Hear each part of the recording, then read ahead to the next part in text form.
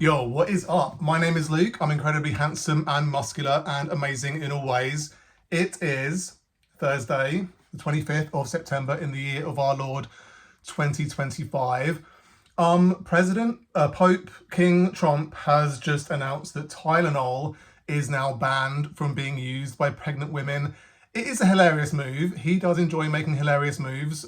Instead of releasing the Epstein files in which he's featured as a prominent figure, it would be good if he made some logical decisions. His entire cabinet basically has fetal alcohol syndrome. So he has decided that instead of banning alcohol, which perhaps would be a logical step for pregnant women to not be allowed to have alcohol, to instead choose paracetamol. We call Tylenol paracetamol in this country. But it's basically headache tablets. So it's like women, when they're pregnant, often complain. They complain a lot, right? That's the main thing. When women are pregnant, they complain. And a lot of the time it's, I've got a headache, or I'm in some other amount of pain elsewhere. And so they just take paracetamol. And then when the baby comes out, the first thing you do is you give them Calpol, which is basically an oral suspension product which contains paracetamol. Because they have issues in which they are in a lot of pain, like teething and whatever other issues they have going on. So it just feels like Tylenol / paracetamol should be available to pregnant women to have. And then the babies, when they come out, should also have access to this product because it's just a normal thing that everyone should be able to take at all times. It would be good if if Trump, instead of banning Tylenol, perhaps banned like low salt ketchup, or perhaps like Belgian beer, or I don't know, Niçoise salad, which plebs obviously called Niçoise salad because they don't know that it's actually Niçoise. Because none of these products are available in Amish communities or Amazonian tribal communities or hillbilly Ozark plantations in which apparently there is zero autism in occurrence. So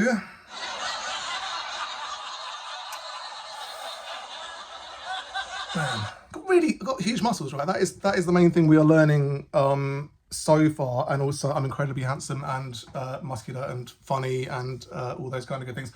Today, I would like to go through some jokes with you, so bear with me while I do so. The first joke is, did you hear about the automated baby guillotine that has the Star of David on it, and it just goes around killing babies all the live long day, but they're brown babies, so no one gives a shit. And if you say anything about that, if you're against that in any way, then you're in fact anti-Semitic.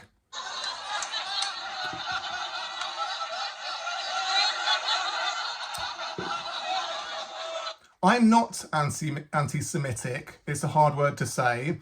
It's just how my brain works. When someone gives me a cup of tea and they haven't put enough milk in it, I just automatically think that's a bit Jewish.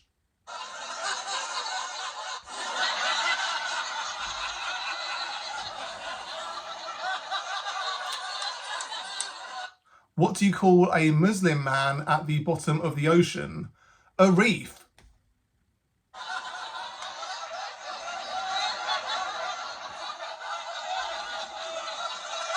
What do you call a disagreement between two heavily moisturized Vietnamese people? A slippery slope argument.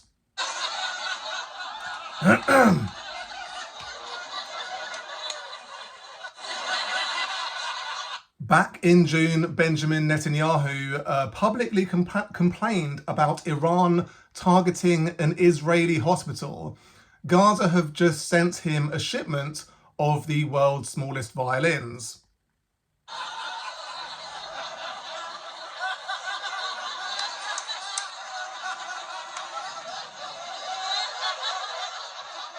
Why are all bodybuilders suicidal? They try to kill themselves every leg day.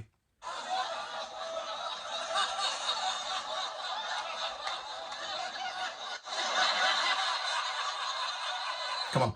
Conservative leader and demon Kemi Badenoch has encouraged Tory-controlled councils to launch legal challenges against the use of hotels to house asylum seekers. There are currently 32,000 asylum seekers in hotels. The height of hotel use, 56,000, was back in 2023 when the Tories were in power. So that's the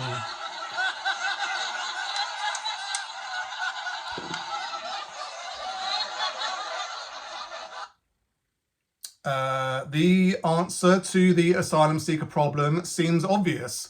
Concentration camps.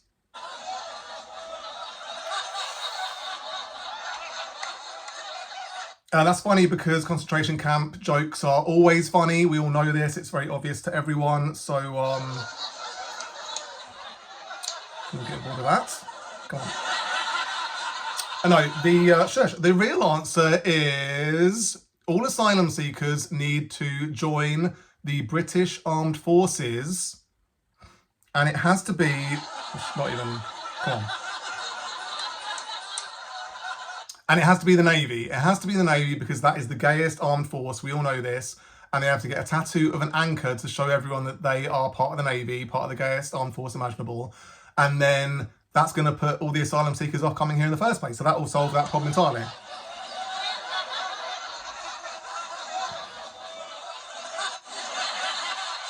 If you think that asylum seekers living in hotels is a problem, which I think is a defensible position, it would make sense to identify the cause.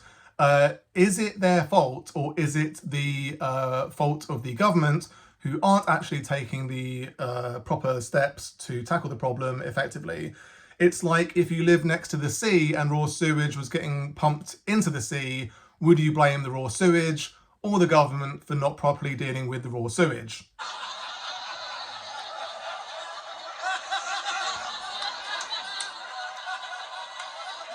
I recently had the privilege of taking the de-escalation training that the American police service take. It's actually really simple. You shoot the suspect, and then if they're dead, that's about the lowest level of escalation imaginable. So that's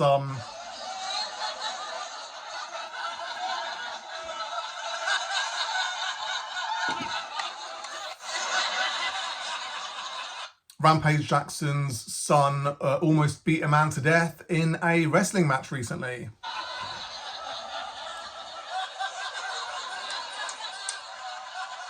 I think I know why he's such an angry young man. His dad decided to call him Raja, which sounds cool in the if you go by the correct British English pronunciation of names. Like Raja sounds like a real dangerous guy, like he's going to bust you up, he's going to punch you in the face real bad, so you better be afraid of him. Whereas in the stupid American English pronunciation of names, Raja is actually, it's how they pronounce Roger. So there is a name Roger, which famously belongs to white middle-aged librarians, perhaps bespectacled, so not very intimidating. It's like Raja, we have a problem, Raja, and it's that you have a dweeb's name. So like, how is anyone going to be afraid of this guy called Raja? It's a problem, and it would have perhaps been better for Rampage to call his kid like Rocco or Rocky, or I don't know, like even if you want to go down like the Game of Thrones route, like Rhaegar, if you call him Rhaegar Jackson, that would have been cool as well. But Raja doesn't really scare anyone in any way, so that was a foolish move.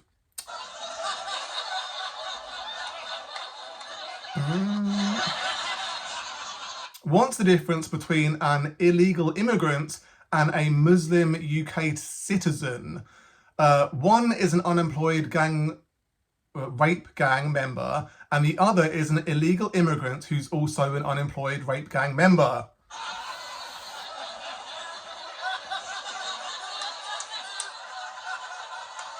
Charlie Kirk's fans were very upset after he was assassinated. They were hoping the shooter would turn out to be a liberal, feminist, black, trans man who just had an abortion while celebrating Ramadan.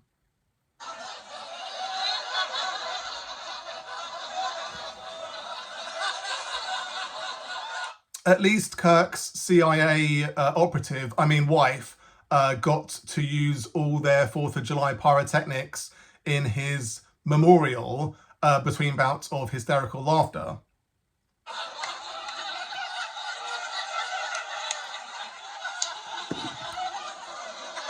Yeah. I hope you enjoyed those jokes. I've been struggling to speak. I struggle sometimes because I run hot and I run with a lot of, I don't know, issues with talking, I guess. But one of the reasons that I do these videos is so that I can talk freely without being interrupted. One of the main things you experience when you become a parent is your children constantly interrupting you every time you try to talk.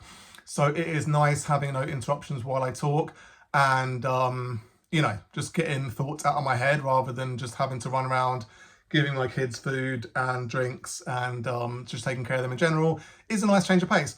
So the first joke was, did you hear about the automated baby guillotine with the Star of David on it? So I'm trying to think, like, one of the main attacks on people that are opposed to this current Palestinian genocide is you're being anti-Semitic if you're against Israel defending itself by genociding Palestinian people. So it's like, what if there was just an automaton, just like an automated baby guillotine that was going around killing babies all the time, and it had just had the Star of David on it. It just happened to have the Star of David on it. And then would that still be anti-Semitic to be against that baby guillotine? Like, I don't think that's how anything works, and I don't think that's how anything should work. Because there are Jewish people who are against this current Palestinian genocide. There are many Jews who are outspoken against the Palestinian genocide. So it's not like all Jews are going and genociding Palestinians. That's not happening. So, like, even to suggest that that is the case is ludicrous and, like, just demonstrably false. So, yeah, I think it just feels like it should be something that we're all universally in agreement with, that maybe this baby guillotine should stop killing babies the whole time, and we should maybe stop this genocide from carrying on. I'm not anti-Semitic, it's just how my brain works. So I think all of us have a lot of bigotry inside ourselves, inside our brains, that has been indoctrinated into us throughout our lives. So it is not surprising that when certain things occur to us, we have these automatic reactions, and there's really nothing we can do about it. Like, if someone gives me a cup of tea with not enough milk in it, I just think that's a bit Jewish. Automatically, I can't stop it from happening. It's just a thought that occurs in my head. The only thing I can prevent is saying it out loud. So I would never say such a thing. Such a thing is disgusting and bigoted to come up with. So anything, but then people don't have a problem with saying usual suspects when they see a black gentleman perpetrating a crime in a YouTube video. That seems to be not bigoted and just like a normal thing for you to see all the time in YouTube comments.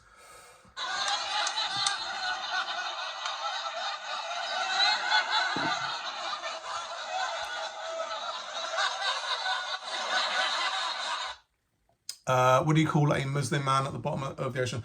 So, like, I sort of asked this one to ChatGPT, and it said, like, this one sounds a bit like, you know, problematic, like racist or whatever, that you're saying it's a good thing that a Muslim man is at the bottom of the ocean. But, right, the sort of classic joke is, what do you call a lawyer at the bottom of the ocean? And the punchline is a good start. But this is, what do you call a Muslim at the bottom of the ocean? And it's like a reef, which I feel like is sort of a normal name that you might give to a Muslim boy. And it's also the name of, like, a coral reef. That's just like a normal thing. So it just happens that they are the same thing. So I don't really, it's not a problem anyway. Like, it's not offending anyone. It shouldn't be offensive to anyone. It doesn't go against any racial or other group. So I think I'm fine with that one. What do you call a disagreement between two heavily moisturized Vietnamese people? This one is probably more racist. It's definitely more racist because it's talking about slopes, which was a racial slur back in the Vietnam War, where Vietnamese people would be called slopes by the American troops that were fighting in that country. So I'm taking that racial slur and then putting it in this slippery slope idiom and applying it to people. So I think that's pretty funny and maybe like a little bit offensive, but I don't really mean it, so I think I'm fine to say it.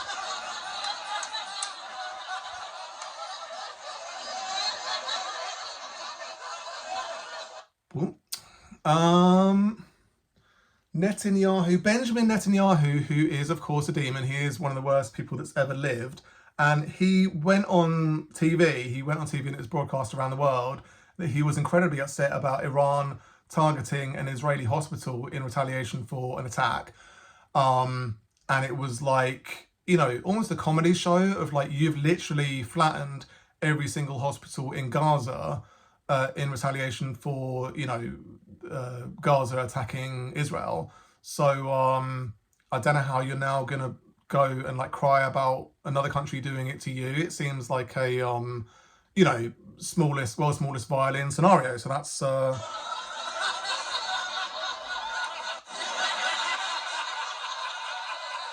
Why are all bodybuilders suicidal? They kill themselves every leg day. So if you are a bodybuilder or anyone who goes to the gym regularly or goes to the gym seriously at all, you will know that leg day is the hardest day. You train the hardest on leg day because they are the biggest muscles in your body. And squatting is incredibly tiring / you know, you almost kill yourself every time you do squats.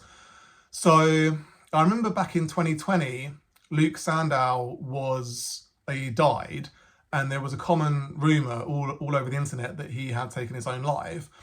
And there was sort of some back and forth as to why such a person who apparently was living his best life would ever decide to kill himself.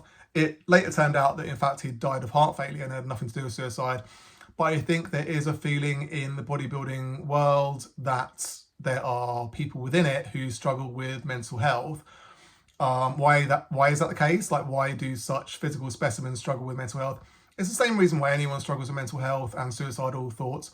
Like being real muscular, being really rich, being really whatever, like having a hot wife and like kids and whatever else is going to like supposedly make you happy. None of these things ultimately bring any protection from mental health issues or suicidal thoughts. So it's just like, even though Luke Sandow didn't in fact kill himself, that conversation was valuable in terms of it can happen to anyone. Like, even though it didn't happen to this person, like perhaps it could happen to any person anytime. So let's be mindful of that, I guess. So that's why that joke is funny, I guess. I don't know. So Kemi Badenoch, who is of course a demon, has jumped on this bandwagon of let's blame illegal immigrants for everything imaginable. There used to be the term asylum seekers, which everyone's binned off now in favour of illegal immigrants, because that makes it feel like nicer, makes it feel like less problematic to call them all the names under the sun, to be massively racist against them, because they are almost all asylum seekers, these illegal immigrants, which there's no such term. That term doesn't make sense in any way. So these asylum seekers who are living in hotels, they have no choice where they're put. So it's weird. It is just weird to go against them, to be like, these guys in these hotels are a problem. Like, I think the thing that set off the powder keg was obviously one of them has done some sexual assaults on some people, attacked some people, and like, so that has been used because this one person did a crime. We're now going to tar everyone with the same brush and say that all asylum seekers are like just automatically rapists and you know, sexual deviants. They're going to assault all the white women in this country, so we need to just boot them all out of the country immediately, please. And so Kemi Badenoch has said, let's you know, push this legal challenges against hotels being used for asylum seekers as far as we can go. And the problem with that is obviously like the only reason that hotels began to be used in the first place by the Conservative government was because, like, in 2020 there was obviously the COVID pandemic, so it was just like a necessity. We need a place to put all these asylum seekers that we can control easily, that is obviously like we can just keep them there, we can feed them, we can water them. Like, it's easier in that way to keep all the people in a few locations rather than housing them in like loads of different separate houses. So I think it made sense at that time. I think ultimately putting them in hotels doesn't make sense at all, like logistically, in terms of amenities, like there's not going to be enough like GPs appointments, like various like school places, like a ton of amenities are going to be overrun because there are just like big clusters of these illegal immigrants rather than them being spread out evenly across the country. So I think ultimately the solution is like, but there's only 32,000 of them, which is like, if you think like Wembley Stadium is like 90,000 capacity. So let's say even if there was 90,000 asylum seekers in the country, you could just like spread them out throughout all the cities in the country, like just put, 500 here, 500 there. There's not that many. So you just like put them in houses, in like shitty houses, which is obviously what the racists want to happen. They want them to live in the most diabolically horrific, situation imaginable. So they just fuck off back to where they came from, back to their like shithole country that has no white people in it. So yeah, but yeah, it's just the same thing as like if you lived on near the coast and there was raw sewage being pumped out near you, and you were like, I would like to go swimming in the ocean, but unfortunately there's raw sewage being pumped out into it, so I can't. It's really upsetting. Like I would love to be able to use this amenity, but it's not going to happen because the government are fucking inept. Like, are you going to blame the raw sewage for the situation, or are you going to blame the government for not being able to take care of this raw sewage situation? And like one of the other criticisms of people who are, pro asylum seekers living here, moving here, is would you take one in? Like, if you think asylum seekers should be allowed to live in this country, should be welcomed into this country, why don't you welcome some of them into your house? And it's like, I think that is such a dumb argument because, like, I'm also, pro using prisons as, ways to house criminals. Like, when they've been convicted, we need a place to house criminals so they can serve their time. And, like, because I'm in favour of that, should I accept criminals into my house because I'm in favour of that? Or like, I think that homeless people should be housed properly, like they shouldn't be left out on the street. So do you think I should put homeless people in my house? There's all these things where I'm like, I am pro this thing. Like, I think people who are addicted to drugs, if they need a place to go to like rehab, should I accept drug addicts who need to rehab into my house? Like, all these things, I think the government should provide places for these things to happen, and like properly funded places, like with food and water and like electricity, all the other things that people need to survive. And it's like these asylum seekers are getting tablets given to them, they're getting like free phones, like free computers, whatever. Like there's none of this happening. Like there are schemes where you can apply to be given like a tablet, you can apply to be given like a phone, whatever, which asylum seekers can apply for, but that doesn't mean that all of them are getting one. And even if they are, like, any person living in the UK needs a phone, like needs a tablet, like whatever. Like there's tons of stuff that it makes your life way easier to have a phone, to have a tablet. Like it's not like the biggest thing in the world to just have like nice things every once in a while. So like wanting them all to suffer as much as possible, to hate their lives as much as possible, even though they've all come from like war zones or places where they're being persecuted, like you want them just to carry on suffering as much as possible. Whatever, it's a crazy situation, and I think the solution is obvious. So yeah, the de-escalation training for American police service is to shoot people, and then that's de-escalated as much as imaginable. I like watching videos on YouTube of American police intercepting people. It always runs the exact same way. You basically it'll be like phone footage from the person that's being pulled over, and the American police officer comes over to the window and says, do you have ID? Show me your ID. And the person that's been pulled over says, what crime have I committed? And they're like, show me your ID and I'll tell you. That's always the way it starts every single time. And the way the police service should work is they come over to your window and they say, good afternoon, sir, I've pulled you over for speeding, for like making a dangerous move back there, like whatever, I saw you hold a gun out the window. Like whatever the crime they suspect you of committing, they need to just come over to the window and say, this is the crime I suspect you of committing, give me your ID. and we'll go from there. But they always just come over and say, give me your ID, and that's how they start. And then they just pull the gun out and shoot the person in the face, and that's just normal police work in America. That's especially if you're black. Like, there's no way you're gonna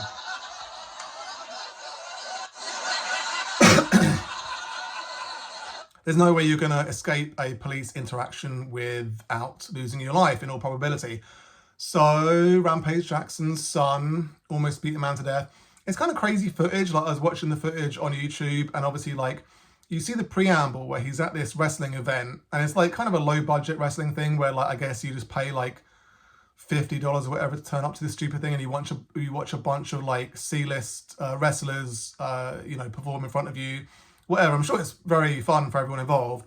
But this Raja guy is behind the scenes talking to various people, and then somehow this wrestler who's about to perform thinks he's part of the wrestling community, so he like smashes a fake can on Raja's head. And what Raja should have done probably is just punch him in the face straight away. Like, he gets hit by the fake beer can, and then Raja just punches him in the face, and then they're, I guess, pulled away from each other, and that's the end of the situation. Like, someone got hit in the head by a fake beer can.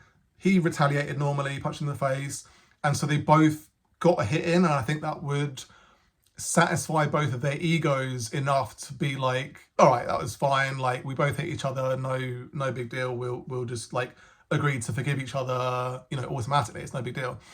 But because Raja didn't react automatically for whatever reason, he felt that his ego was now hurt, and so he needed to retaliate later, which then becomes a massive problem.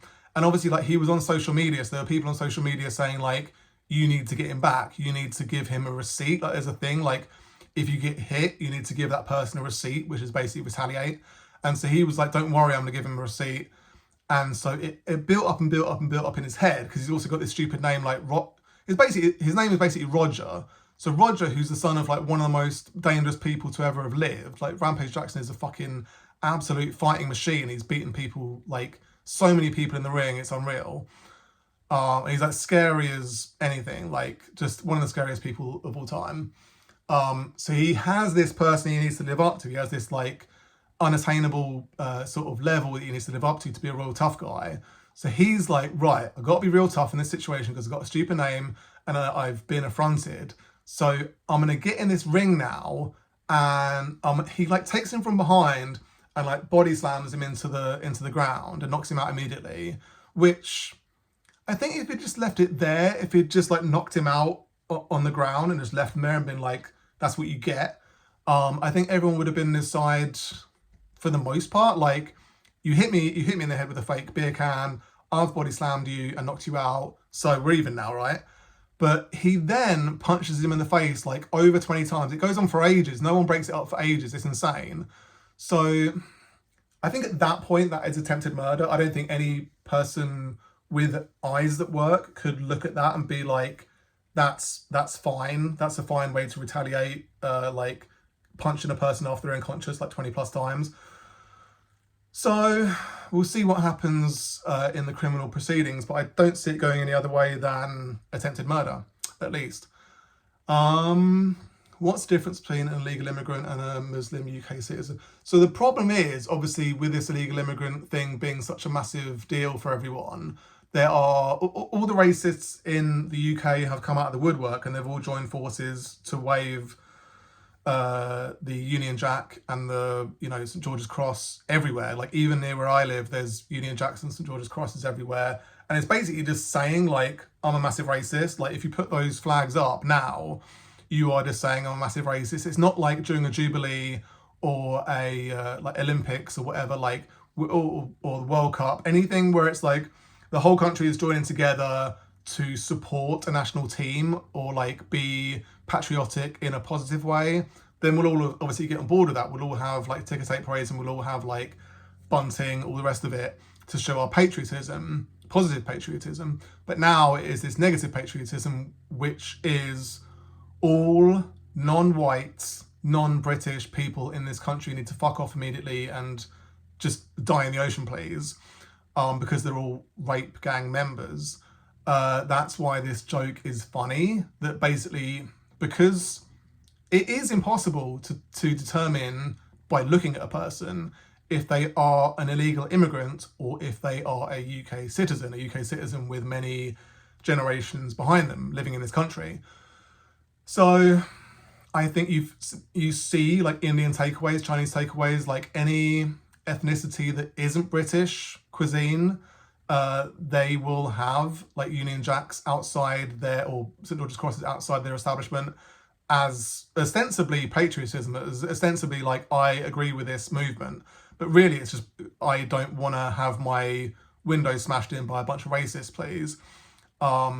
So saying that Muslim UK citizens are the same as asylum seekers is basically a fact. Like, all racist people view them all the same.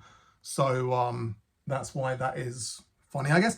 This whole situation isn't funny. I don't know why my tablet keeps turning itself off, but we are where we are.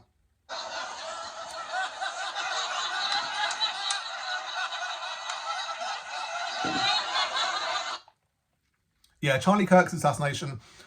I found out quite late, I feel like, with the assassination. Like, my missus put a story on her Instagram where it was like, I can't believe there's all this furore about this guy being assassinated. There's never any story about, you know, little kids in Gaza being assassinated. Like, they get shot in the head and chest every couple of minutes. So like, why is that never a big news story? No one seems to give a shit.